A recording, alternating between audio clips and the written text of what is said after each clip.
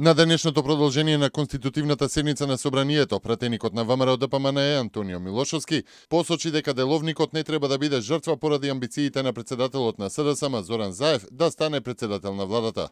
Имаме еден обид за насилно и неделовничко однесување во Собранието од оние кои што 3 години не учеа на демократија, на слобода на говор, на презумпција на невиност, само затоа што имаат ограничен временски рок кога треба Заев да го испорача она што го ветил. Рече од собраниската говорница пратеникот од ВМРО ДПМНЕ Антонио Милошовски. Председателот на Врховниот суд на Република Македонија Јово Вангеловски соопшти дека специјалното јавно обвинителство одбива да постапува по нивното барање, со што влијае на пролонгирање на итна постапка која се води пред овој суд.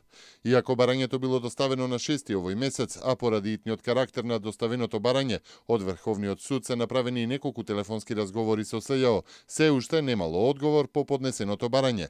Од тука стои во соопштението, обвинителството очигледно одбива да постапува по барање на Врховниот суд на Република Македонија, со што, како што се додава, влијае на пролонгирање на итна постапка која се води пред овој суд.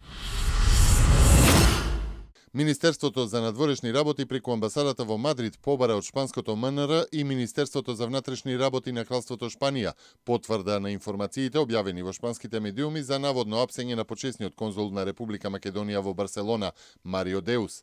По добивањето на соодветни информации, соопштуваат од МНР, ќе бидат разгледани опциите за одземање, односно задржување на неговиот статус почесен конзул на Република Македонија во Кралството Шпанија. Деус, според медиумите, е уапсен и осомничен за убиство на неговите 2 малолетни деца во Кейптаун, Јужна Африка.